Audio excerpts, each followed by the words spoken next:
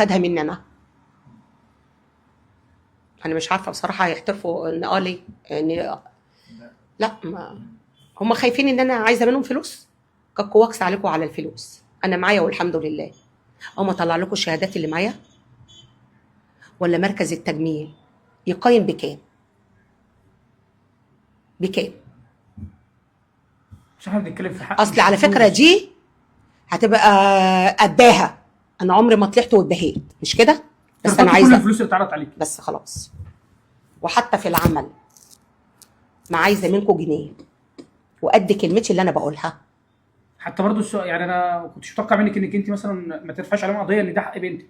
انت يعني ما انتش عايزه ترفعي قضيه، بس عاوزهم يعترفوا بس يحترفوا بس ويكرموا شيماء. وشكرا ليكم انتوا في حالكم واحنا في حالنا.